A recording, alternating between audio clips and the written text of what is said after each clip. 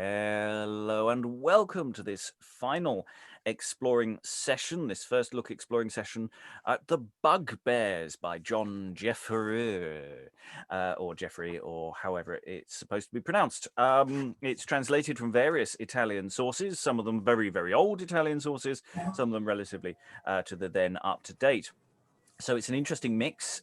Interesting decisions have been made by the English author as to what to do with the material, as well as some really wonderful things. I'm not going to do the story so far because there's stuff happening. You've got to watch the last two videos. I think all that really needs to be said is that it is a myth that there are 50 different words for snow. And there aren't really 50 ways to leave your lover. There might be, but I've not tested most of them. But what I can say for definite, and there is proof in this, that there must be at least 50 ways to tell someone who's being cuckolded that the person that they want to marry is pregnant with somebody else's child. That we can confirm, and that is very much one of the highlights of the previous video. Video 2, we got all of the great set pieces of comic business.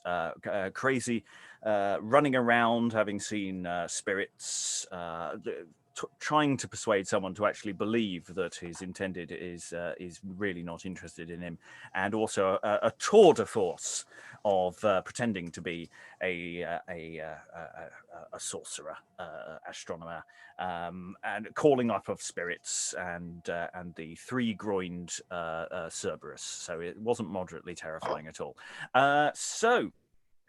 To go through Act 5, that's what we're doing today. We're going to complete this play, which so far I think it's fair to say is something of a hoot. Reading today, Manutius is... Hello, I'm Helen Good. I'm a historian and I'm in Yorkshire.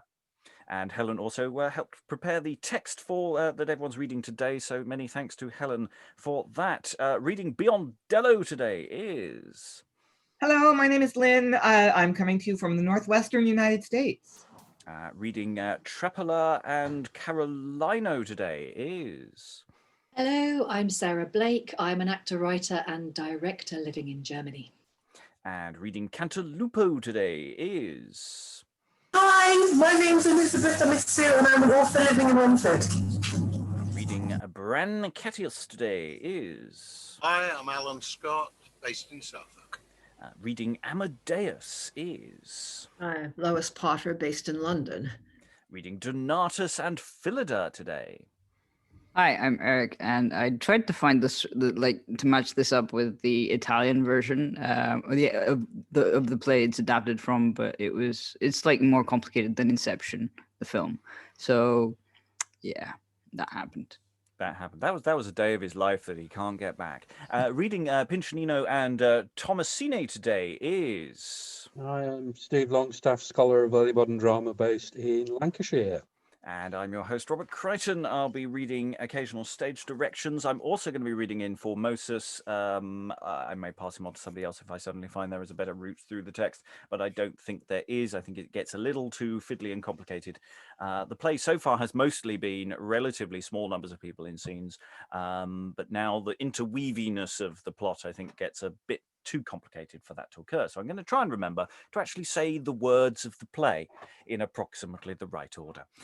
We're in Act 5, Scene 1, scene beginning with, it's not very long, it's will run, I think, into the next scene. After that, yes, that makes sense. So I'll read Act 5, Scene 1, and Scene 2, one after the other. It begins with Donatus and Pincinino, who has only ever spoken in soliloquy so far, actually getting dialogue, actual dialogue. I know, I'm excited. Pincinino is always tired because everybody makes him do all the work and he hasn't slept for days. So Donatus and Pincinino enter. Is it true? Yea, out of doubt. Had you such a noble stir? Would you had seen how we sent them out of door. 'Tis no sin to say they were afraid. I promise you, it passed all other medicines to rid them of the ague. I would have had seen it. If you'd seen that fit, the longest day of your life, you would have remembered it. And have they wrought their feet? they have brought it about. Are you sure? Well, my master bade me tell you so, out of doubt. And he that lacks but your help, I know not what to do. But he prayed you, come in post haste to them too. Then make we haste unto them, so that much the rather for that I see coming my brother and Formosus' father. And they exit into Camilius' house, and here we have the entrance of Amadeus, and Trepolo, Cantalupo, and various others.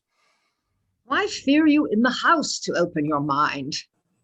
You know women's clacks will walk with every wind.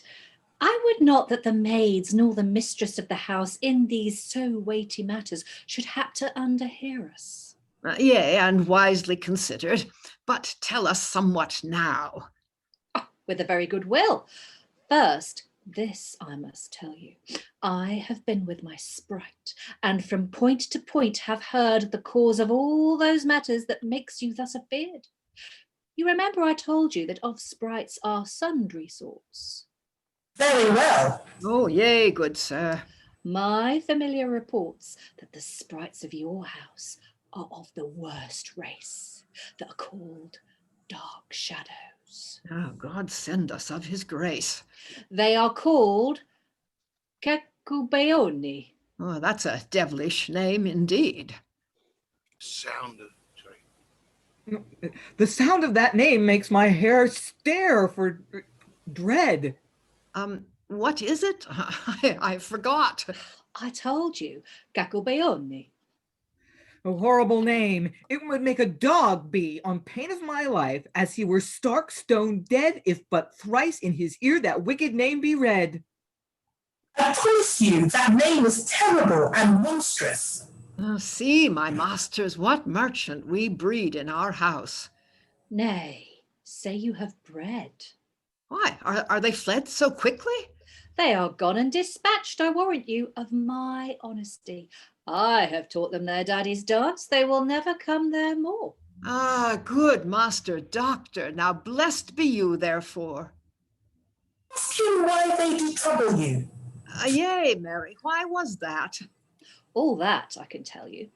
My familiar told me somewhat. No, you are not a young gentleman called Minutio. I know him very well. My spirit did name him so. He named an old gentleman Cantalupo. I am he. What a wondrous thing is this. Then you have, as he told me, a daughter. It is true. Iphigenia is her name, as he said unto me. Oh, good Lord, it is the same. This Minutius doth love her. Oh, Lord, how should that sprite know? I've lost my place. So, why, sprites know our deeds and our thoughts. So I trow. For the same dark shadows wait upon us continually, though till the sun do shine, they appear not to the eye. Thou hast reason. And therefore, whatsoever you do, your shadow must needs know it, and will do the same things too.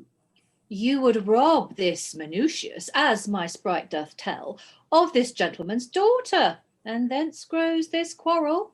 I wonder at his cunning, for indeed it is true, I cannot deny it. It is true, I dare warrant you, by a right ready token of French crowns 3,000. Oh God, what news is this? That are offered to your hand by the gentlewoman's father. Why, I think he knoweth all things. Hath enticed you to consent to this open wrongdoing. Say nay if you can. the matter is too plain. This is true as truth itself. It booteth not to feign. Well, I warrant your house never troubled more again. I thank you, Master Doctor. I will deserve your pain. But beware of your life and your sons, and of many as shall give their consents hereafter to that injury. Marry? God save me then. And God save me and my son. I pray you, let the bargain again be undone between your son and my daughter. Next they set your house on fire, if that match do proceed.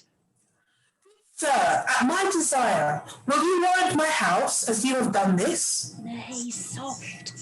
He hears not yet the worst of this practice. All his penance is not past, for that he did already they have ta'en away the thing that best pleased his fantasy. What is that, on God's name? That sits on you to look. You know what you love best. That same have they took. 'Twas a picture of my sweetheart, whom I fancied in my youth. God save your scarlet gown. Nay, but of truth, I know now what it is. I do think. I had a book of Orlando Furioso, whereon I loved to look, as oft as I had leisure, with passing great delight. What should devils do with books? They are not for their appetite. It may be the same, if you think you loved it best. But had you nothing else that you loved above the rest? Nothing else save my money. Love you money so well? What a question is that? Do not very many sell their souls and all for money? Then sure that is it. Oh, my heart, oh, my heart. These words of yours do slit my breast like a dagger and rent my heart quite out. 'Tis too much to lose. The more the greater doubt. Oh, my poor 3,000 crowns. Oh, sir, I would counsel you to go look in your coffer. Peradventure it is not true. Then call me hardly cut, if my art deceive me so.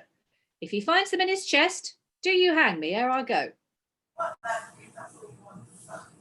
And exit Amadeus with Biondello. He is flung into the house in a marvellous fury. Now, good master, what say you to my poor daughter's malady? Yea, marry, Master Doctor, I pray you heartily tell. Never doubt you of the matter, your daughter shall do well. The cause of her grief was love and unkindness. It is I she is in love with. This is the most of her sickness. Then will I be her physician. And further, she hath a spice of the falling evil. But I have a device to rid her of them all. But to talk particularly for her love, you can help that better than I. Yea, I can and will help her. No, her father best can. In this case, above all men, but be her best physician. How so? To help her to him that she doth love. Whom, if she hath not, of force it doth behove that you lose her in short time. For I tell you, as my brother, cure her love disease, and you cure all the other. Then I'll cure her, I warrant you. You would match her with age, and that is the cause of all her grievous rage. She is young, and therefore do you match youth with youth. I like not that so saying. She will mend of every truth. 'Tween her and one, I'll tell you, things are so far gone that they cannot be revoked without her destruction. Why, how far have they gone? I may not tell it you, for some inconvenience that thereof may ensue. Makes my man's tale good. I muse who that should be. These mysteries of women are not for you to see. 'Tis sure as he said, she hath trod her shoe awry. I pray you, whom loves she? Do you not know? Not I. You shall hear more hereafter. Yet thus much I'll tell you. She loves you no whit, therefore bid her adieu. But this I do see by the stirs, and by my sprite, that she shall match with him in whom she doth delight. I know whom and how, yea, and that very shortly, and she will be whole, else I'll defy all necromancy. Will you make her to love me? And you knew that I do. You would think that she were not for you to seek unto. The stirs threat such danger. How so? There lay a straw. All we astronomers among us have a law not to utter all we know, but where it should be uttered. But touching her decease, certain things must be prepared, as I will prescribe. We will make suffumigation. Then I will gather herbs to make a fomentation, and then an incantation. Then I'll hang about her neck this writing that shall give the falling ill a countercheck. Gaspar fed Miram, thus Melchior, Balthazar, Aurum. It is writ in virgin parchment, you shall see a strange cure, yet before it be night, I dare you assure, I will tell you a great deal more within the house, the while I will crave this gentleman to spare us. And exeunt Trepolo and etc. Cantalupo is left on stage. He will say some more stuff in a moment. Yeah, we've got lots of things happening in this scene. It's the discussion of the terrible ghosts, monsters. I think the question of precisely how this is spelt or how it's pronounced. I think we lean into the cack there. I think is absolutely right. And a discussion of them, how to get rid of them. Well, what is it you love the most? Money. Give them lots of money, because that's part of the sorting out a dowry problem. And then lean everything back to the question of the daughter and who should she marry. She should marry someone young. You know, who that could be? Who could that be? Did Cantalupo want his daughter to love him and not the gentleman? No, it's Brancaccia's daughter. Yeah. Oh, So it's Brancaccia's daughter. Yeah. No, it's not that weird. Yeah, there's a lot of old men lusting after, but luckily the old man who is the father doesn't lust after his own daughter. That would be just too strange. Or it's not stated so. Yeah, it's not stated as so. Yeah, so thoughts about this particular scene? It's a lot of tidying up, little manoeuvring, lots of bits and bobs. Any thoughts from the room, Lois? Yeah, I mean, for one thing, I think the spirits have told that Amadeus has already been robbed. That's what he's going to find out, that they've taken the thing, that the spirits have taken the thing he cared about most to teach him a lesson. And this is, I think, where the play actually gets rather moral. I'd be interested to know if it was as moral in the Italian version, but it sort of fits with something Amadeus said, I think, in the bit we read yesterday, where he talks about how he went to his confessor and his confessor chided him for his avarice. And he says, which I call good husbandry. And it's sort of like the world of the morality play, you know, somebody saying, my name is good husbandry, and everybody else saying, oh, no, it's really avarice. So, you know, he's being taught a lesson in some ways. Yes, late onset moral being thrown in there. I mean, it's not overstating it, so it's nicely there. And yes, you're absolutely right. Yes, he's already been robbed. This is setting up the excuse as to where the money has gone. The spirits took it. Of course they did. Yes, of course. Other thoughts from the room? Sarah? I think this refers to a conversation we were having before we started recording, but I think he is still meant to be Nostradamus in this. I was playing him as not, but then right at the very end, I suddenly thought, I should have been doing this as...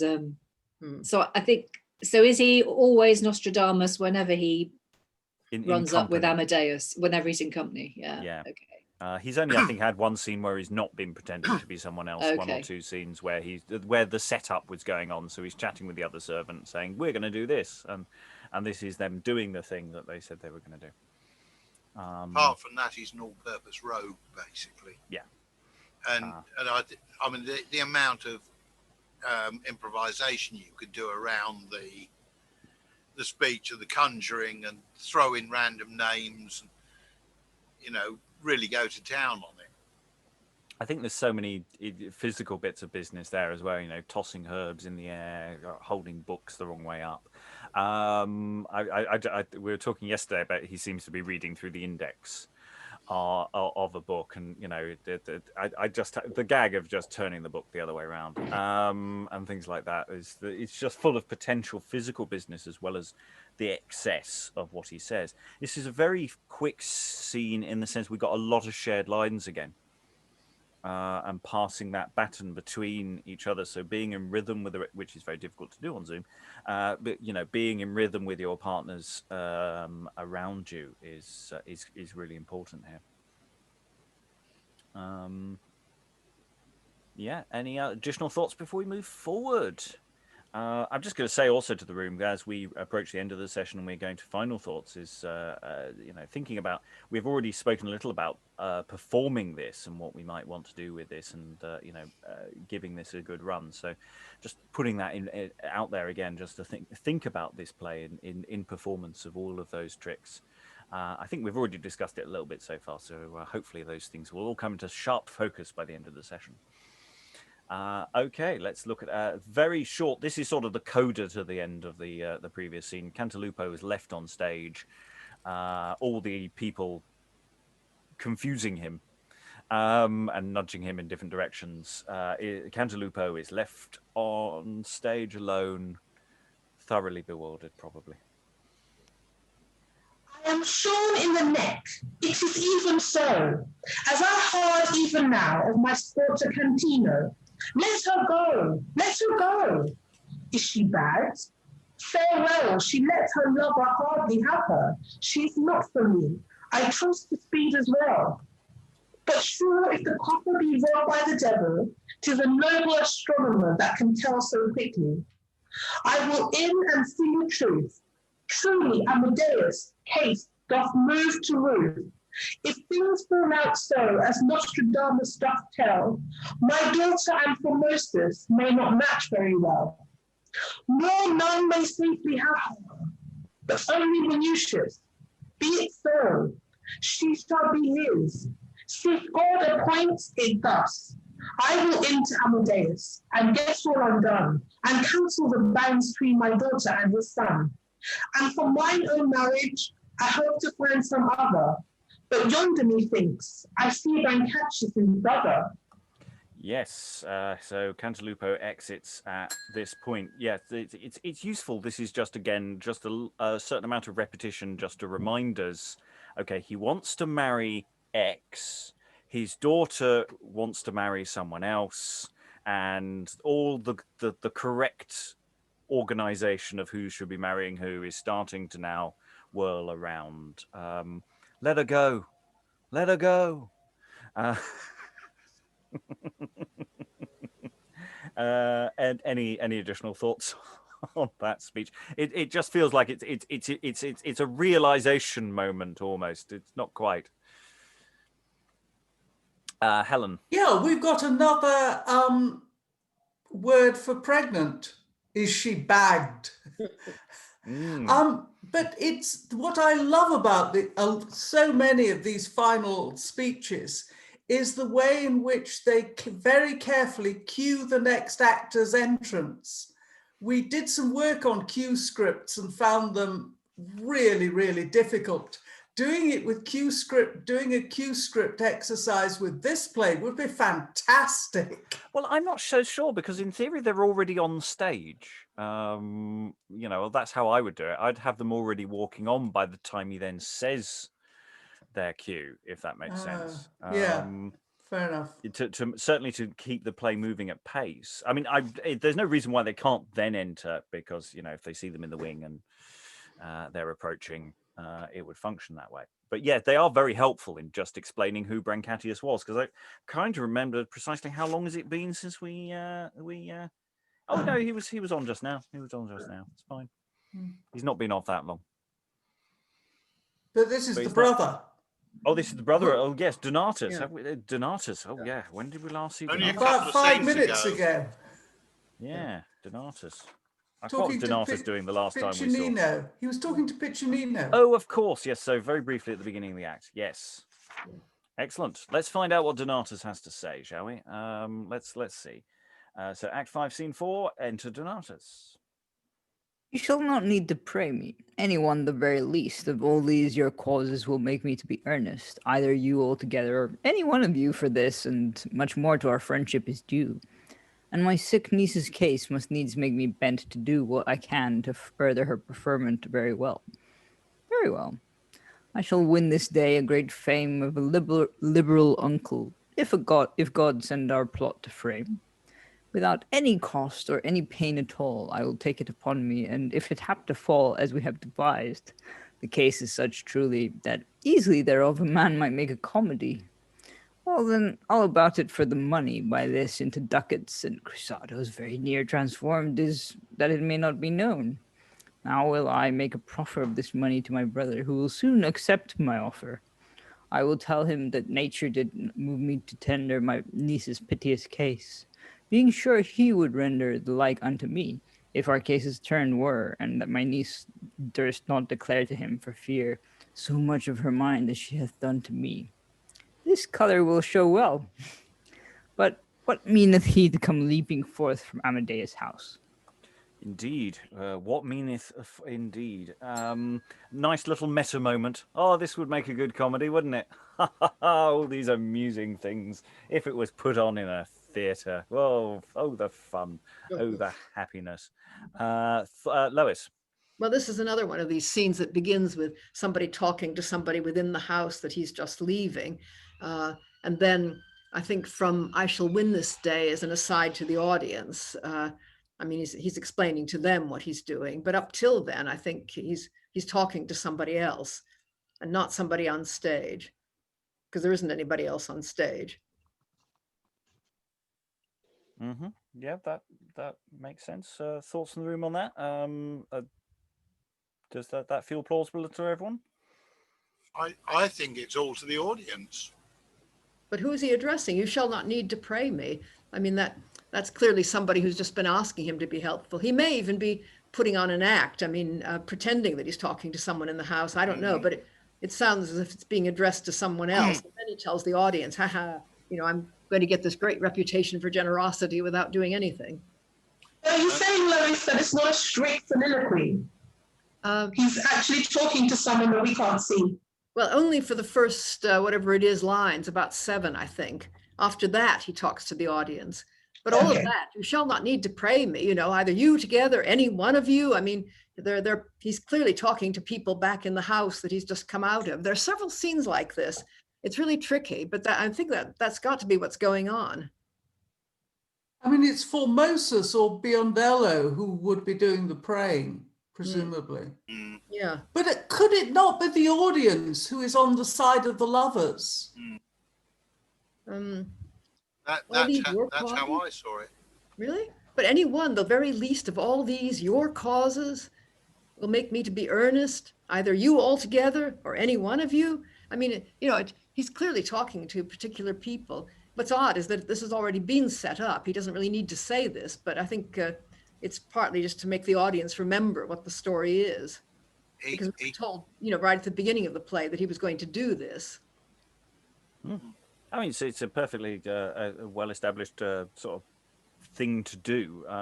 It's entirely doable. It's just not done very often, or certainly not to that length. I mean, that's the thing about it. It's not a one-liner. There's quite a lot of text. So that's quite interesting. Yeah. Eric, then Alan. Well, at first when I was reading it, I thought it was to the audience, which is probably why people thought it was to the audience. But then, as it sort of didn't make sense, and then I just realized that he probably came out of Amadeus's neighbor's house, Castillus, Catellus. I can't remember his name. Camillus. There we go. And so that would make sense if he's sort of finishing off his thought, and then coming out to say, I shall win this day great fame, and so on and so forth. Alan. The other thought is that he could actually still be walking along with Piccanino, who was the one who was sent to fetch him, and he hasn't yet arrived back at the houses. Yeah.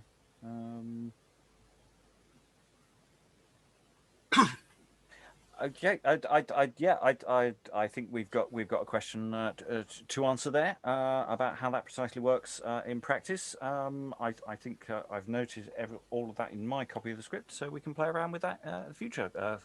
Additional thoughts we'll throw into the mix later on. Okay, so he's called off stage. That all these people that are leaping forth from Amadeus' house, and he then exits. So we go to Act 5, Scene 5, Biondello, Formosus, and Minutia. So I'm in this one. Lucky me. Oh, cheerful hap, oh practice most venturous, how well it falls out. Now I wish my youths did hear these news I have to tell them to amend their drooping cheer. But yond I see them coming. Are the coasts clear about? I can see no body of whom we need to doubt. Then I would we had Biondello to tell us some good news. That all things are so still, it maketh me to muse. But yond, I see the knave. Now, my masters, make reckoning that fortune will make each of you this day a king, and will lull you in her lap. I pray thee dispatch and tell us what thou bringest. Nay, softs, I did watch and long looked for this to win by the bargain. A beverage for my news? I count it as certain as it were in thy purse. I will thank you for it when I have it. I will not declare what a cruel, stormy fit your father had within when he saw his money gone, how he flung, he fared and fumed and took on. But to come to your matter, in the midst of all this rage, in came Cantalupo to undo the former marriage between you and Iphigenia. For the words of the astronomer have frighted him sore, and by your father delivered him the writings, and cancelled they were. Oh, good news, thou hast rid me of a wondrous deal of fear. And I feel my heart lighter by £1 at the least. What will you say then when I tell you of the rest? He told in plain words that Minucius should be his son and none other. Oh, worthy news for me! I will straight to Iphigenia, because she hath need to comfort her heart. I'll tell her how we speed. You shall so do very well, and exit Minucius. Look you, sir, who comes yonder, Brancatius and his brother, and our doctor, the astronomer. And indeed enter all those various people. Nurse, look to the medicines, and when they are boiled, take the sponge and apply it as the doctor hath appointed. Yea, good nurse. And in any case, have a diligent eye to my patient, your charge, and look that you apply your doses as I told you, and I hope she shall mend as near as night is yet, ere this day do end. Now, sweet brother, I do thank you, brother. Or rather, I miscount you and take you forever for a father. Yea, and more than a father. These thanks let them be. What need all these ceremonies between you and me? Who should have my goods but you, and I have no wife? Tut, I make more account of my dear niece's life than of all the trash I have. When I am dead and gone, who should be my heir? Who else but she alone? She is all that you have, and I will ever have. Should any price let me her life to us spare. The tears will not let the father speak for joy. But I must blame you both for being so coy, not to tell me till this morning the cause of her annoy. And you, that you put so small trust in me that you would not crave the money, in what danger you see your niceness hath cost you. Shame lessed me to come to demand undeserved so great and huge a sum. Well, brother, I forgive you. But let be so strange no more. Let us go to Amadeus, whose heart I know is sore with the loss of his money. But in any case, take heed. Say I lent you but part of it. It shall not be my deed.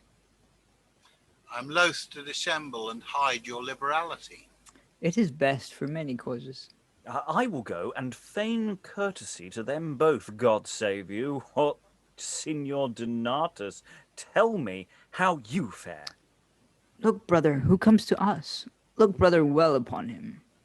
This, brother, this is he that must have my niece, if you will be ruled by me. Shall I tell you my familiar did appear in a glass with this very face? Such a countenance it was, as right as may be when I moved your daughter's case. Concerning her husband, this is even the very face. See the cunning of that man. My sprite did flatly say that that very face should have her on this day.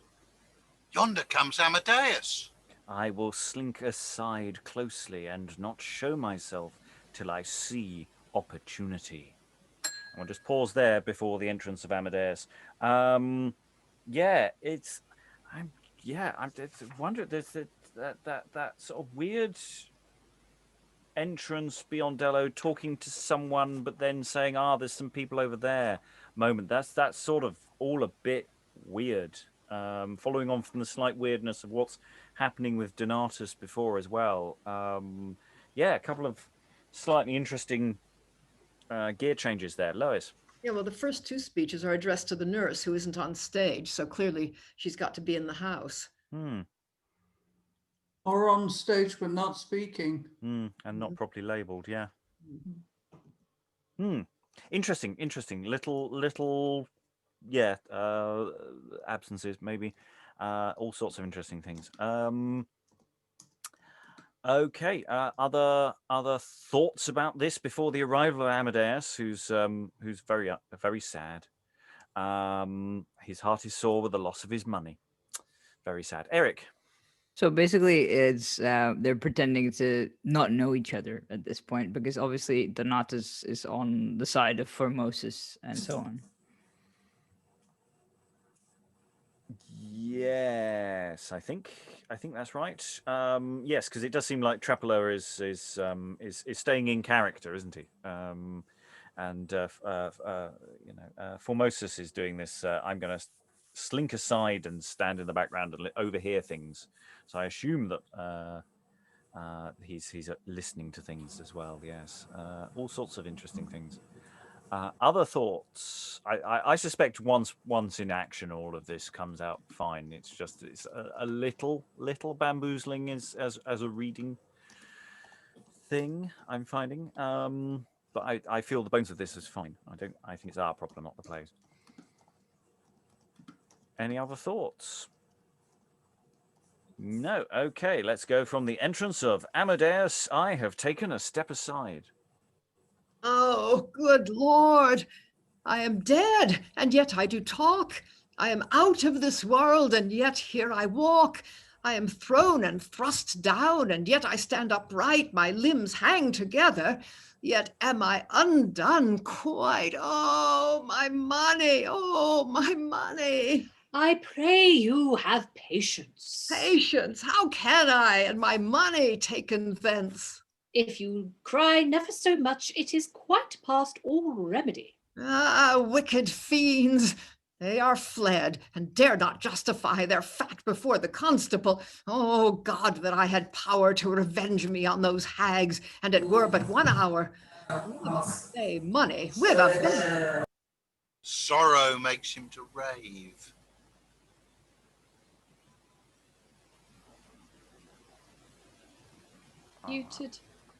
Muted, Lynn. One thing makes me to muse, how the hang-ups could save the chest and not open it or break it. Ask not me. The devil is in them. They can do now, I see, whatever they list. I told you, they can suck the heart out of one's belly. Yea, be bold, they can pluck money out of one's chest, the breath out of one's body, as if it were old Gibcat. Yea, and these same Cacobeoni draw the drink out of the barrel and the meat out of the pot. Yea, what is it that those Cacobeoni cannot? Ah, wretch that I am. Go and gather good for these Crusca Bacone. They will have my heart blood. Thank God and be content and say you sped well.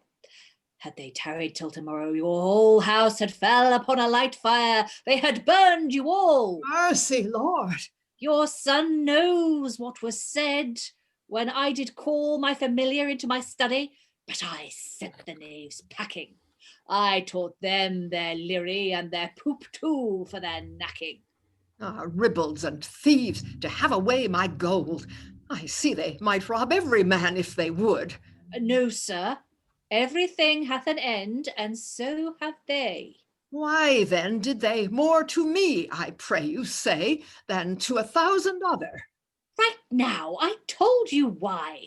Because you would do Minutius that injury for lucre of money, sith money tempting you, to punish you in money is guerdon most due.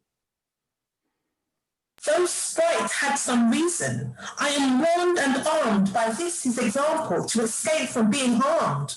It is now a fit time in his sight to appear. Oh, father, I beseech you, be of good cheer. Oh, Formosus, thou knowest not how these sprites have spoiled us.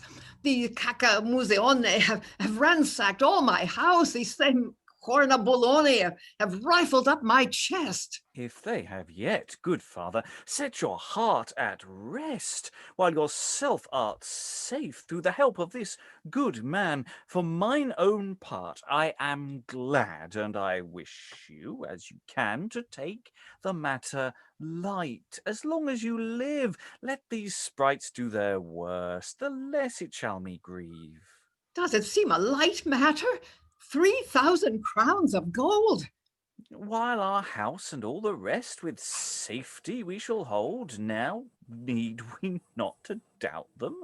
Had they burned us up quite, where had we been then? That had been a worse spite. Amadeus, my brother and I would talk with you if these folks would give us leave.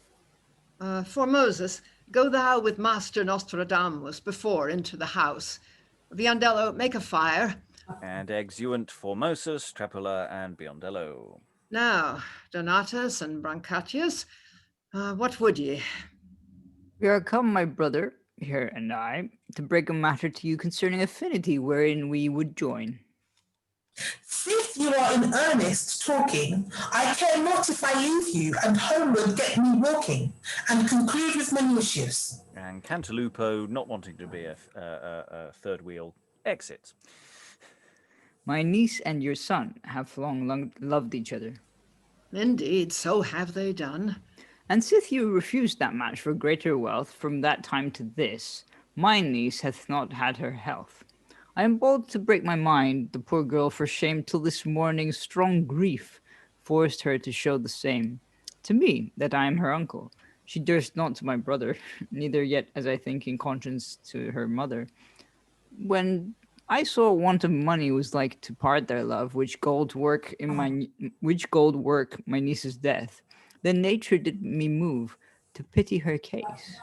To be short, here is the money, which once you required. My brother here and I have laid our stocks together, and he stands bound unto me to pay me as he can.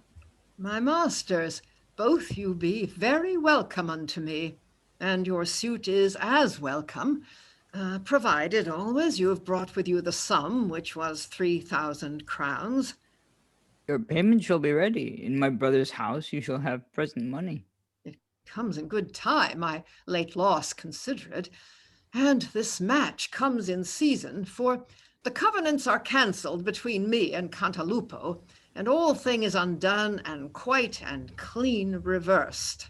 Will you call forth your son to hear how he likes it? Formosus, come away and talk with these gentlemen. What? Formosus, I say. And indeed, re-enter Formosus, Trapula, and Biondello. What would ye? You say they are jump 3,000. I have twice told them over. Then give me here thy hand. Join hands with Brancatius.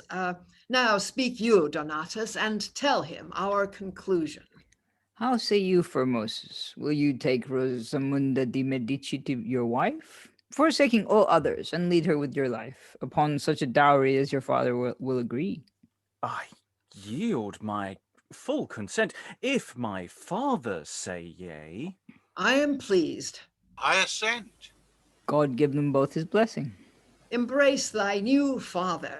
Oh, sir, this is the thing that I ever wished for. Oh, sweet Father Brancatius. I'll go look to my patient, sith all things fall out thus. Oh, good Uncle Donatus, there is cause I should love you. Say you so? Then will I make my promise good and true that I have promised my niece. You know I am a bachelor and now past date of marriage, therefore here I create her of all my lands and all my goods, my only child and heir. Make the writings when you will. Oh, I assure you it is fair. What lose you by your sprites? Oh, how sweet and how happy, after all these storms and stirs, is this sudden prosperity. Oh, most friendly Donatus, oh, my brother Brancatio, that most worthy patron, master, doctor, Nostradamo, now in earnest I triumph. But what stir have we there? God leave my daughter do well. I stand in fear. And we'll just pause there as action is occurring. People are going to enter the scene in exciting ways.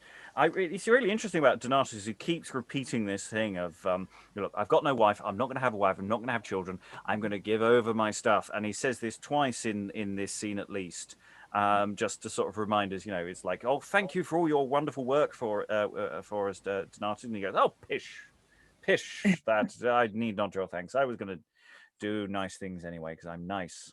I mean, he really put the cat among the pigeons if he suddenly decided to get married now. He's the sensible one, isn't he? He's the sensible older figure who just says, you know what, I'm not going to marry a young wife now. That's just not happening. I had my midlife crisis years ago, and I don't need to sort of continue to live it now. So that's nice. Just thoughts about these characters and all, because all the threads are sort of coming together now. So in the sense that plot wise, there's stuff. But anyway, Lynn. So to tell you the truth, I haven't really been trying that hard to keep the plot straight. So am I right in figuring that Amadeus gets paid a dowry or a dower with his own money? Yep. Yeah. Hilarious. Yeah. I mean, I see a moment where they have to change the bags or something. There's this, so that he doesn't notice, or it's all. I don't think it's physically happening on stage anyway, so it's fine. Helen, then Lois. Yes, he says that he's actually changed it from the crowns. He's actually changed it so that it won't be so noticeable. Oh, good. The amount he's handing over is the crowns, but he's changed it into ducats and crusados. Oh, I missed that point. Oh, marvelous. Yeah. There's no flies on Donatus. I mean, he's getting a wonderful reputation without having to worry at all. But one of the things that doesn't come out, or at any rate not yet, is that Formosus is actually already married to Rosamond. And she's carrying his child. Yeah. So I don't think this is yet known to any of the older people. Oh no, they're still playing. I will marry her. Oh well, if you insist, Father. Yes, I'm sure that's fine. Have we made this clear publicly enough yet? Oh, good, that'll do. Yeah, no, there's lovely little things in there. Lois, I saw a hand earlier. I was going to make that point about there having changed the money so that he couldn't recognize it. Excellent. Alan. There was also the interesting mention of Medici in there. Eric has something to say on that. I was going to mention that in the original Italian, it's dedicated to someone from the House of Medici. Oh, so I can't remember who, but yeah. Yeah, excellent. Elizabeth. Yeah, I was going to say in 5/7, Trapona is really goading Amadeus, and it's so funny the way he just keeps goading him on and on. Yeah, I mean, Amadeus finally gets to do the proper miser moment as well. He properly gets to run on and go, my gold, oh my money, oh my money. And he, which he's actually been a bit restrained up till now on his the miser side of his character. So it's a really good thing to have that noted, and that needs to be part of the business. I think we talked about some potential business about his miserliness earlier. That's nice to see the archetypes really coming through there. Helen. Although we have a limited number of people who come onto the stage and talk to each other, there's an awful lot of other things happening. People going from one house to another to cancel agreements, people going from one house to another for varying reasons. And I think that could all be happening at some point. Because although it's not part of the conversation, it's certainly part of the events. Yeah. And if these people live in a row, as I rather think they do, they're going to be constantly popping in and out of the doors, rushing over to somebody else's door and rushing in again. Lois. Yeah, you've probably seen some of those pictures of the typical, I think, the Italian stage set, where there are usually a series of houses with doors and so on, and a sort of a perspective view of a street going off somewhere. I think that's what's needed. I mean, I think you could put people in the windows to be addressed in the, it seems to me there are at least 5 places where a character comes on speaking to someone in the house, and you could make it clearer, certainly by having somebody in the window or the doorway at that point, or on the balcony. And that's it is like someone mentioned Rav Royster earlier, and also to a degree Gamma Curtain's Needle, and some of those slightly earlier plays than this, where it fits within that idea of that there is one fixed locality, which is again feeding off from Italian and other sources. So there's a lot of it about, and definitely if we were doing a selection, as someone suggested, that we can reuse the same set between plays.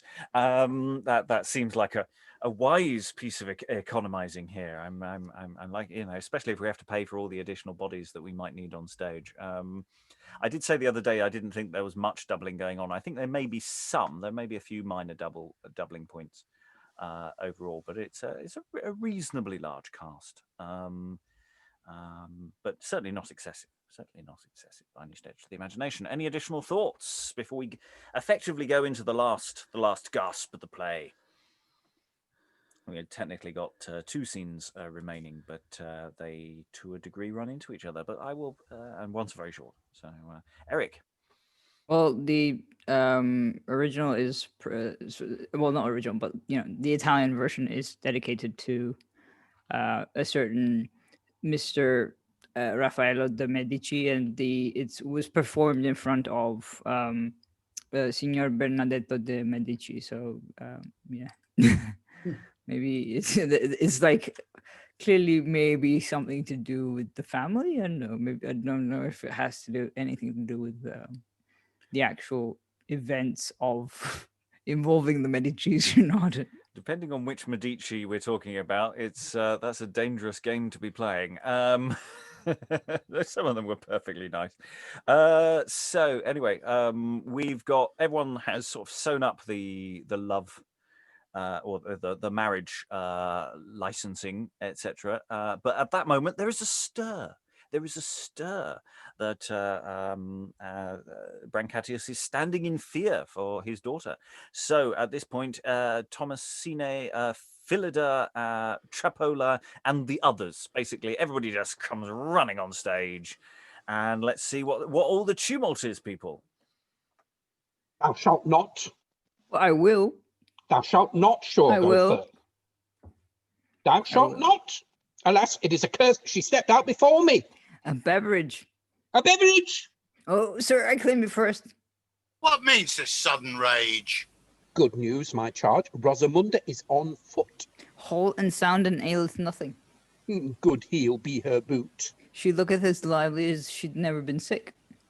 Your daughter is well, even as I did prognostic. Blessed be God and our good doctor's cunning. I have lived sith I was born, yet saw I never such a thing. How chanced it? Tell it us. A little while ago. It was but now, right? Did not I point it so? As we gave her the confection. As we gave her the complexion. She gave a sudden braid. Oh, hold thy peace and be gone. I can tell it without thee. Oh, and as well as I as well as you, and suddenly she starts up. Blessed be Jesu. Quoth she, I am whole. Go, gentle nurse, go. Nay, she said, go, good Philida, and tell my father so. Thou liest, she said, nurse. You can tell who doth lie, although it not be I. Then belike it is I. I'll say as you say. Thou wast nurtured in haste. Few words would do better, and those better placed. You will give me leave to speak. You are not my mistress. Thou art sib to a parrot. Thou canst chatter with a witness. Why should I not tell it? To beguile me of my beverage. Is that all the matter? And I wish you to assuage your colours and be quiet. You shall both have your hire. For bringing me such news as chiefly I desire. O worthy Master Doctor, I cannot express how deeply you have bound me for helping of a sickness. I am glad for all your sakes. Who would have given credit to such another wonder except he had seen it?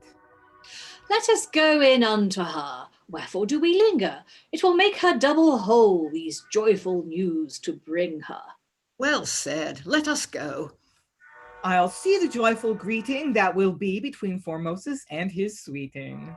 And they exit. Just going to pause there. Oh, wasn't that the pace and the overlapping that would be required for this? And it's just like, I want to tell the story. I want to tell the story. I want the reward for getting in first. And yeah, they're all getting at it. And actually, I my only complaint is it's too short. I think there could have been a lot more mileage out of that, but for all we know, there was, and that's got trimmed in some fashion. Yeah, thou shalt not. I will. Thou shalt not. I will. I will. No, you won't. It's wonderfully childish. Alan, then Helen. Yeah, I mean, I could see if you were doing this physically, they would be actually physically pushing each other out of the line of sight. Or trying to. Yeah, Helen. Yeah, I think the humour is increased because we already know that one of them, the one beginning with T, the Thomasine, that is the nurse and therefore at least middle-aged, probably older. And I imagine that Philida is a kid, a girl. Young maidservant. And so we've got once again reflected the conflict between age and youth. Lois. Yeah, there must be some interesting custom that I didn't know about. I mean, in Spanish drama, you often get people saying, give me the albricias, which appears to be some sort of prize that you get for bringing good news or some reward. But this is a beverage, apparently, that you get if you're the first one to bring good news. And I don't know if this is an Italian custom or an English one, but it's the first time I've ever heard of it. Lynn. I don't think it's literally a beverage. I think it's money to go to the pub. Pourboire. Yeah. Yeah. Sorry, say again, Helen? Pourboire, to drink. It's French for a tip. That could be. Sorry, my French isn't that great. But you hear that in other early modern drama, drink this for me. Yeah. So, right. Yeah, you're right. Yeah, it the way it comes across. I mean, it does sound. I mean, I think we get the point, but it is an interesting way of expressing it, and it's Elizabeth. There's a tremendous back and forth in this scene, and it reminded me of Act 5, Scene 2. And I just thought that with Q scripts, it would be impossible to do. It would be so hard to do with Q scripts.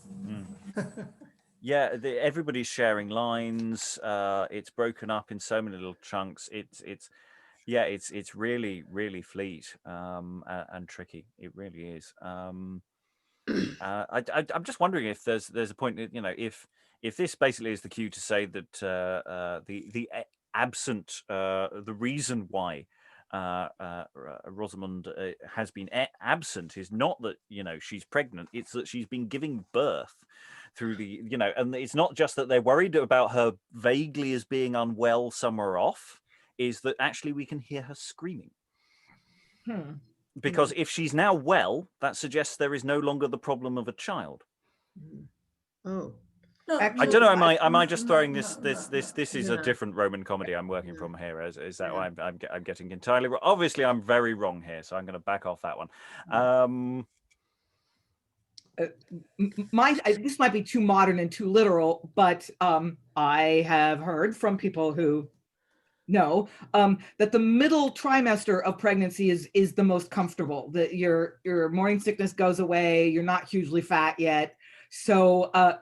That's kind of, for some reason, that's what I imagine happening here. She's over the worst of it, and in the middle third of her pregnancy and past the morning sickness phase is what's. I don't know. That's a dumb idea too, but oh well. Yeah, I don't know if there's anything in the text actually giving us any clues on this. Lois. I think most of this is explained in the first part of the play. We'd have to look at the opening scene and Biondello's big speech, but my impression is that she's faking illness to keep out of sight so that her father doesn't see that she's pregnant, but she's not been pregnant terribly long, nowhere near long enough to be delivered in this scene. I think there's some sort of time reference. I'm obviously thinking of the wrong Roman play, so it's not the one that's sourcing this one, so it's not that then. Additional thoughts before we go into the final scene? No. Okay, Act 5, Scene 9, close of play. We have Formosus, Carolina, and Biondello. I'll go see how the world doth fare with Formosus, and tell him of my joy. O fortune most gracious, how much am I bound to honour thee, sweet lady, that hast hoist me up to heaven, where I fleet in felicity and swim in baths of bliss. If my state were immortal, I would not change my chance with the joys that are celestial. But yonder comes my man. I marvel much of this, that my master stays so long, but look where he is. Sir, Bindus and Octavius were at our house right now to look you. They tell me they will come again tomorrow. That is well. But what's thou what hath happened, Carolino? I shall when you tell me. I shall live. I trust so. Iphigenia is mine own. I'm glad if that be true. Her father gave her to me. Her father gave her you? Himself, into my hands. Who brought that thing to pass? Himself made the offer. That was strange. So it was. I pray you, where was this? At home, at his house. We shall marry when I list. This gear is miraculous. Her dowry doth exceed. I like that point well. That Formosus should have had. This gear makes me marvel, but sir, I pray you awake. Awake? Why so, beast? For you dream as you would have it. No, I speak in good earnest. Yet at last Lady Luck can forge you some good hap. But yonder is Biondello. And enter Biondello. Dame Fortune in her lap sits lulling of Formosa in Rosamunda's likeness. She doth cull him and kiss him, and for great excess of joy that she feels, she raineth in his bosom drops of love in abundance that from her eyes do come, bedewing her darling, who claspeth her fast unto him in his arms. And as on quite aghast, he knows not if he dreams, or else be broad awake, if he be alive or dead, for so far as her sweet sake, he is gone beyond himself.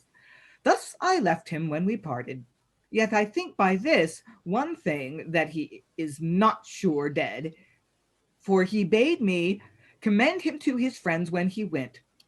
But yonder is Minutius, and to him am I sent above all the rest to inform him of this gear. Biondello, where is Formosus? Tell me. Where? In the arms of Rosamunda within her father's house. Is that matter concluded? Yea, and old Amadeus hath his money that he lost ready paid into his hand. Is he ware how the case of the money does stand? No, her uncle doth lend it, or at least he thinks so. Then hath he no wrong, however the matter go. He is paid, he is pleased, he is eased, and all is well. Our astronomer is exalted to the skies for his counsel, and tomorrow they shall marry. Sith our luck thus jump in on, I shall have to joy huddle that I shall not joy alone. Why, how stands your case? In as good plight as his. And whither goest thou now? My journey shortened is a little by you. I was sent to look you out, and to will you come to him. Then must I trudge about to bid Camillus come. Then cooks must I get, for her father doth mean to make a royal banquet. The rest of his guests I must bid up and down. Go, get you up unto him, and I'll to the town. and exuent Manutius and Carolino. He is gone. Now, my masters, before I come again, these stomps must be stirren, and take a little paint, trot for small pence, and provide for this wedding to bid the guests. Will you tarry my returning to see what cates I buy? And you will do so, yet I suppose it were better for you so. Perhaps I shall be long and keep you from your rest. The law is in your hands. You may do what you like best. Will you follow a fool's counsel? He that hath meat in store in the aumbry, let him get him home to eat. He that hath not, let him get to the cook, or else to bed, and sleep out his supper. It is wholesome for the head. I had quite clean forgot. My master and Bruncantius do pray you tomorrow to come to their house, to this wedding. 'Tis no matter whether you do or no, yet I pray you vouchsafe us a plaudit ere you go. Well said, and since our grief grows to such a joyful end, let us in song enjoy, therefore some joyful notes outsend. And the last song, sith all our grief is turned to bliss, we all with joy rejoice at this. The old folks' care hath end at last, the young folks must needs joyful be. We boys are glad our pain is past, and you, we trust, take all in gree. Sith all our grief is turned to bliss, we all with joy rejoice at this. And everyone takes a bow. And thus the play ends. Less with a bang, more with a whimper. It's a slightly more sort of tailing off, just reiterating that all is well at the end. I quite like Biondello closing the play because he opened the play, so that sort of works very nicely. But it does feel like it kind of should have really ended at the last scene with everyone going yay and having a party. I don't know if people agree with me on that point or disagree, but yeah, it's an odd little coda scene. It's a slightly odd little coda scene when the play is effectively ended. Thoughts on that or other things on this final scene? Lois. Yeah, I know that Roman comedy often ends with something like everybody is going off to a feast, and then somebody, usually the clever slave, tells the audience, do you want to wait until it's over? No, maybe you better just go home. It'll probably take some time. So it's kind of a repeat of that. I think they applaud before the song, don't they? When he says, well said, or whatever it is. I think that's a reaction to the audience applause, isn't it? Yes, that makes sense. Yes, and then encore, isn't it? It's yeah. If it is that the for our modern production, the curtain call goes out, vouchers applauded, here you go. Curtain call, everyone takes a bow, step forward, say a couple of lines, sing a final song, and then exit to final rapturous applause. So yeah, we've got the curtain call sorted. It's just the rest of the scene that preceded all of this that is just. Do we need Manutius coming back in and having a chat with Carolina, who was in the play but wasn't a major part, as I recall? I could be wrong on that point. I could be massively unfair. Sarah. We had this last week with the lords and ladies of London, or whatever they were. But over that final song, you could, because he does say, oh, you're all invited to the wedding tomorrow. So you could, over that final song, especially if you lengthened that song, you could have everybody coming in and the wedding feast, and you could have lots and lots of comedy business going on, the central couple's all joyful, but then lots of people in the background doing all kinds of clowny stuff, and then that would actually create that slam bang finish that seems to be missing. Yeah, it's the sense that in theory the servants are off going out and grabbing people. That's their stated job, so that's the thing. Helen. I think you need some of Biondello's description, but I think that the Manutius stuff doesn't add anything to either plot or character. It feels weirdly like one of those panto scenes that gets crammed in before the curtain call so everyone can get changed. It reminds me of Yes. that. They're What it putting is. on their wedding gear. Yeah, that kind of thing. Elizabeth. I did think Minucius's first monologue was really beautiful imagery, though, because he talks about swimming in baths of bliss. And I thought that I could see how the writer wanted to include that section of text, but it didn't necessarily have a reason for Minucius to be back on stage. Yeah, it's like maybe we should just move that speech and pop it in earlier. Somewhere else. Yeah, that feels like a thing that maybe could be done. Just as he exits, the last time he exited, is that he just says that to the audience and then is off. That might be a nice thing, because it's just otherwise. I mean, it's a nice little scene. It just doesn't feel like the energy of the play is heading in that direction. Yeah, definitely. Any other thoughts about that, Eric?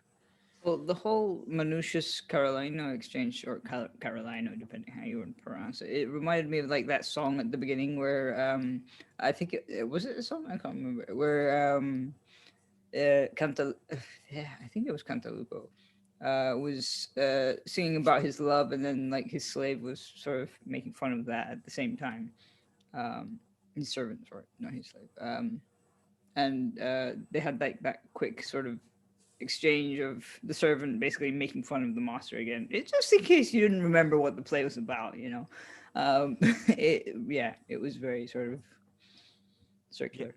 Yeah, because Carolina doesn't sort of believe it's sort of like, really? Her father gave her you? Oh, if it's true, you know, I'm glad if it's true, you know, that's sort of like just to prompt him to be more happy by explaining why he's happy. I mean, it's quite nice. I quite like it as a scene. It's just I kind of feel like, is there a way of squidging it in between something else somewhere in a slightly different place in the text? I don't think you can. Might be able to move this that opening speech. Just a note of that last song, we do actually have the music for. So not only, you know, could we expand it? We have materials to work from, which are moderately original. Any additional thoughts on this scene, or for that matter, just Act 5, this act that we have just done as an overall thing that I want to throw in? Lynn? Yeah, sort of bouncing off of Elizabeth's comment about Minucius's little speech about baths of bliss and so forth. Biondello has this lovely little thing towards the end where he's describing Formosus and Rosamunda embracing and kissing and weeping. That it's surprisingly lovely and tender for a play this raucous. But I mean, I think it's a nice moment, a nice little sort of oasis of real emotion in this craziness. I think it could be really effective. Yes, no, yeah, and I think we did. There are questions about all of the characters and their journeys. Actually, now that we've sort of got to the end, it's slightly tricky to do with a play that is relatively light. Is actually trying to detect how they journey through this play. And Biondello, who is there from the very beginning and is slightly more present, though it is very much an ensemble piece. I don't think anyone really dominates.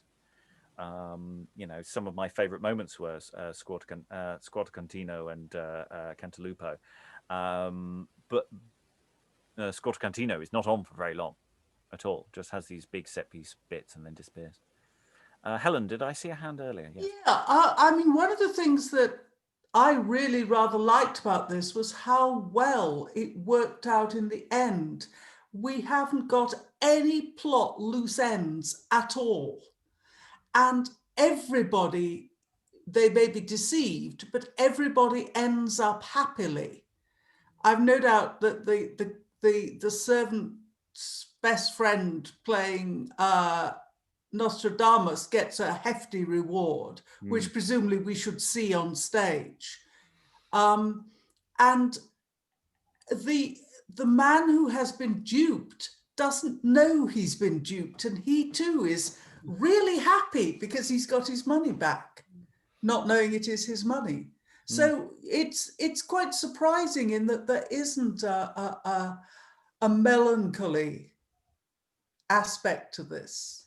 Well, it's not only that, and it's the fact that they don't do what a lot of comedies do, which is go, really, all along it was, ha-ha, moment. You know, there's quite a huge chunk of this. The characters on stage are still in the dark about almost everything that's happened in this incident, and that's really quite unusual. And I think also psychologically a lot more accurate. I mean, a lot of these things at the end of plays where people say, "Ah, and it was me all along." That's the point when you give them a massive slap and say, "How dare you lie to me for several hours?" Which is what happens in real life, and people get really upset about being lied to in real life. So in a sense, the fact that they're all being lied to and they still don't know it means it can end happily in a quite a genuine way. It's like every time I see a television show where, you know, someone cheats at cards and then they go, "Oh, you cad, you, haha." That's not how that goes down. Ever. I've been in a room where that's no, it's never cute. Never cute. Okay, other thoughts before I go around the room. Okay. I'd say it's been a really, I mean, not to ignore any of some of the structural flaws with some of the shapes of the scenes, some scenes being a bit long. A little too much exposition at the very beginning. I really see this as a very, very stageable play, and we've already talked about how it could be done in rep with a number of other rather fun comedies, very, very effectively. We haven't done with this group, Gamma Gurton's Needle, slightly different structure to the street for that. But you could probably reuse the set. Ralph Royster I think would work perfectly well, and there are several others as well where this set would with a bit of redressing would work very, very nicely. We could also, you know, could we? No, probably not. Anyway, so yeah, this feels very stage worthy, and certainly there are lots of bits that are very stage worthy. So if anyone in their final thoughts wants to talk about either characters, just individual characters, what they might want to do with the play, and just the overall shape of it. Helen, I think I'll start with you. Any final thoughts of the Bugbears for your personal journey as well? Because you obviously did some text work on it first, so you've had a longer journey. You may have things you've been dying to say since the very beginning. Well, yeah, everybody keeps praising me for my text work. I've done worse. I mean, it wasn't that bad. But it is such a surprise as a play. And it combines the best of the Italian comedies with the best of the English language. And it is absolutely phenomenal. Why have I never heard of this play before? And why are you not already in negotiation to put it on? That's all I can say. I think the simple reason is from the 1560s. That's basically their answer. It's a pretty straightforward one. Everyone ignores the 1560s. That's changing now a bit, but a lot of ignoring has generally gone on. Eric, how's it been for you? I think you managed to missed yesterday's session, so you've dipped in and out. But yeah, how are you finding it? Yeah, but I watched the video, so it was excellent. I was quite entertained. It was watching Alexandra sort of maneuver through that song, and then Stephen's Nostradamus as well. Well, basically Trappola doing Nostradamus, which is basically sort of over the top. Whatever you can do, there is no ceiling. It seems like something fun that would be fun to stage. But it's also one of those plays where, like, once you watch it and you realize, like, sort of, you know, what is actually going on, you kind of go, so why don't they just talk to each other again? Why aren't they honest with each other? But then, I mean, it's, you know, you could, if you do that, you kind of make holes in pretty much 95% of literature, I guess, and especially theater. But yeah, it's just fun to be part of, and I imagine to stage it would be really fun as well. You can kind of imagine it with spotlights, or I don't know, even on Zoom, as we said in the first session. Yeah, it does feel like it could be adaptable to quite a few things. I do feel it desperately needs an audience. I feel myself straining at the leash for laughs a lot there. Elizabeth, you also were not available yesterday, but you were here at the beginning, so you've got a bit of a sense of the overview. How have you found the play?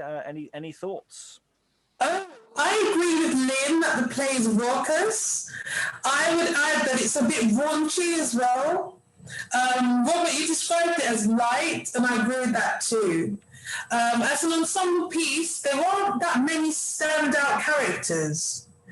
I was trying to think of what my favourite character of the play was, and I couldn't really pick one. I like Iphigenia, but we don't really see that much from her. And as Helen has said, the play kind of wraps up really nicely. I think it's the first play we've had in a while that has like a happily ever after. And even Amadeus gets his money back. But there's a lot of dramatic irony in the text as well. It reminded me of Friar Bacon and Friar Bungay, with the talking heads and the devils and the superstition. With this text, it was all the cacabroni and the sprites. Yes, the Bugbears of the title. They got it in there in the end. Yeah, absolutely. Stephen, final thoughts from you? Well, like everybody, I really, really enjoyed it. I thought it was a very high-spirited play. In fact, it reminded me a little bit that there is a great film from the 80s called High Spirits, which is about a bunch of ghosts, which I would recommend people check out if they want cheering up. I love the way in which it sees romance sort of purely, almost entirely purely from the social point of view, i.e. from everybody else's point of view. And it's got an incredibly benevolent view of society, I think, in that, you know, we can solve these problems. You know, it's a kind of it's against the law of nature that these sort of marriage proposals should be happening. However, it's all sortable. You know, it reminded me a little bit, but in a different way, of the, you know, the sort of pleasure that you get from some sort of golden age detective fictions, you know, where we have a problem and we solve it, and that's it. We don't think any more about it, you know, and that's why I think, you know, what people have been saying about it being so plot driven, you know, that's the pleasure of it, isn't it? It's kind of not only seeing it tie itself up, but in the security that it gives you, that society can actually just work these things out for us, you know, that if things seem to be going wrong, then something will sort it, you know. So it's kind of classic Great Night Out, you know. There's the famous line of Peter Cook in the 60s going, I don't want to go to the theatre to see kind of oppression and violence and the terrible state of society. I get all that at home, you know. This is a benevolent view of society solving its own problems, and I think that's a huge part of its energy, and speaks to, as people have already said, you know, the ensemble nature of it. The fact that maybe we don't see, you know, this kind of heroic central figure sorting this is exactly the point. It's such a team effort by all the servants, and nobody. I mean, yes, Beyond to a degree, but in a sense, there's no absolute chief architect. Everyone's sort of pitching in their bits, and they're really pleased of the bits they do as well. I mean, the pride of the workmen in their demon conjuring is powerful. You know, we did this, we had this. Oh, it was great, and they were so happy about the illusion that they created, and you know, there's something really nice about that as well. You know, we do touch on quite a few plays that are quite dark or depressing, or and even with comedies of things that are not, you know, they're sometimes quite nasty comedies. We've had a few of those recently where there's an edge or a satire to them, and you know, there may be satire to this, but there isn't that much. You know, it's a very generic, wide brush satire. I'll go to Sarah, who's only been here for this session, so you know, you've literally come in at you're in at the death, yeah. So how did you find it? I have no idea what was going on, but that didn't stop me enjoying it.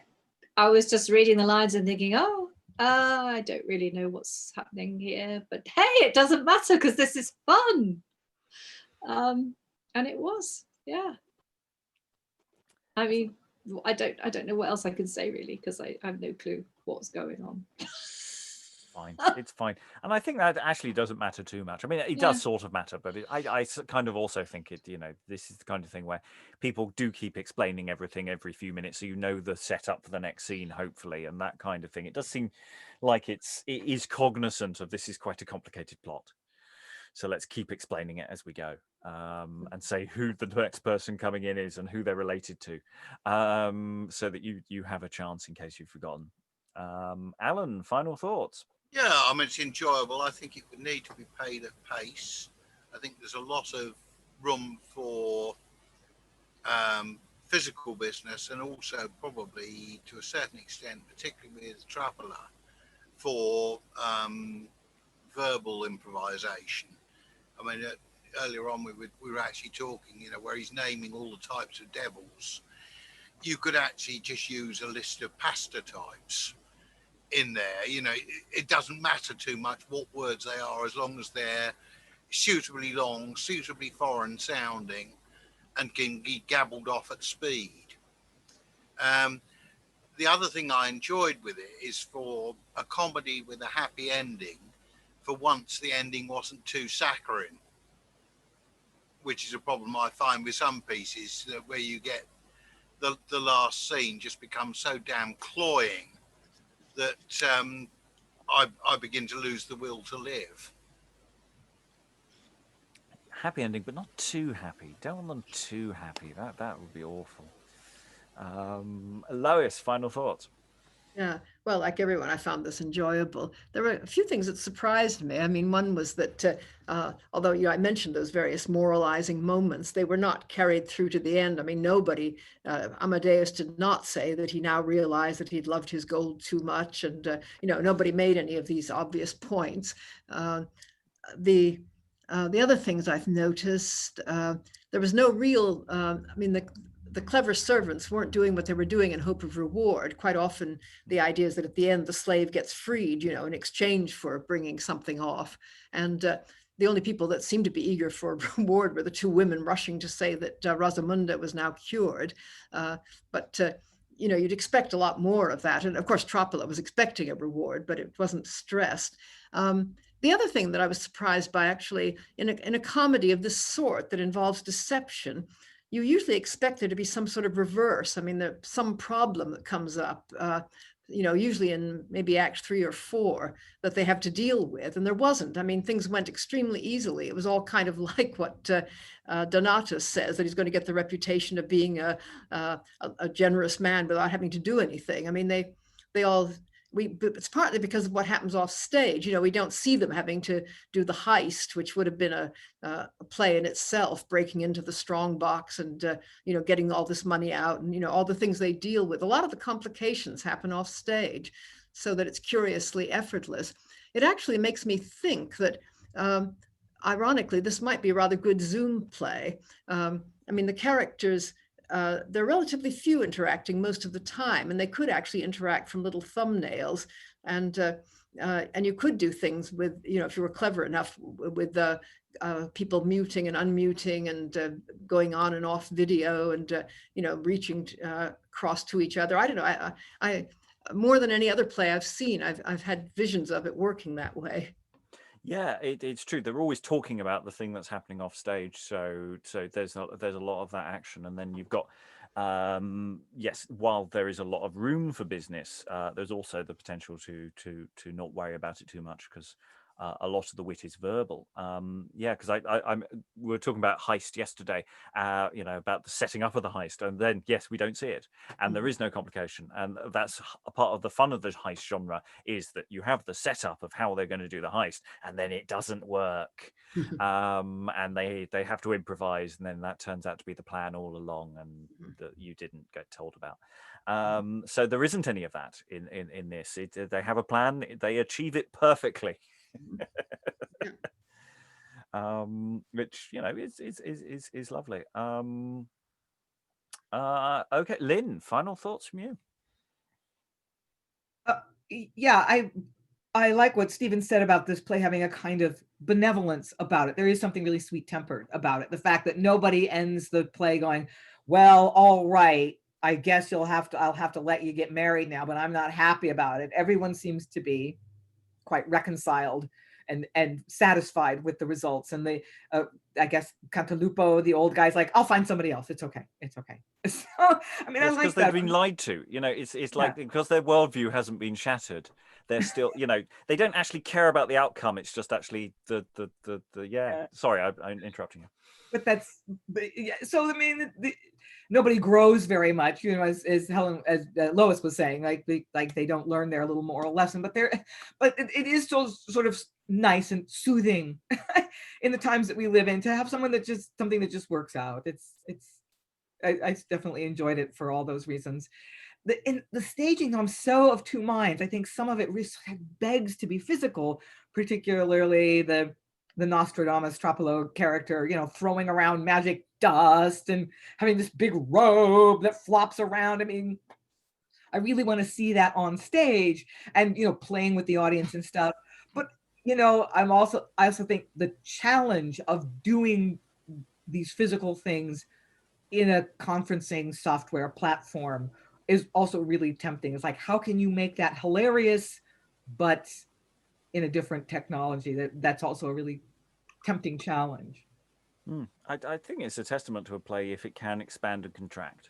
It goes to say that the bones are there and they work, and you can push them in slightly different ways, and they can do different things, because we've got so many really nice characters now that we've done the whole thing. I think someone was talking about whether there's a journey in any of these characters or not. Probably not. But it's the fact that sort of we're accepting of, the miser's always going to be a bit of miser. He's not going to learn. It's fine. He'll just, we know how to work with him. And we it was talking about how the reasons why people are doing things, and that Trepolo doesn't is the one who gets or seems to be angling for a reward, and of course he's not actually anybody's servant per se, or as that we know of within the world of the play.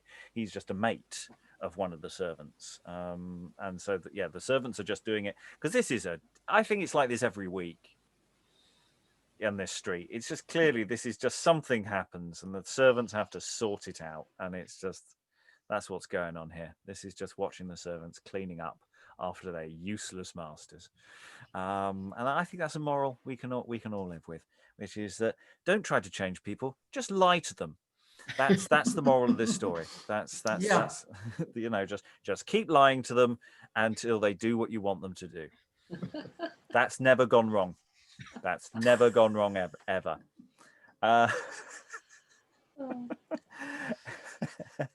Any final thoughts anyone wants to throw in on the Bugbears? Woo. No, another relatively short session, but that's fine because it's been so much fun. There's a lot of follow-up I think we will want to do on this play. We definitely want to workshop a few of these scenes. Some of these scenes may appear elsewhere in other formats because they're just such fun individual comedy scenes. If you're looking for individual comedy scenes, last session there were at least two really nicely self-contained scenes, and go back and watch video 2. That is really worth doing, but also just as a full grown show, it's got a nice medium-sized company that everybody's got a decent role. So if you've got actors and you want to use them all properly and not foist all the good stuff on one or two individuals, then this is very much a text for you. It's not perfect. There are gaps in Act 2.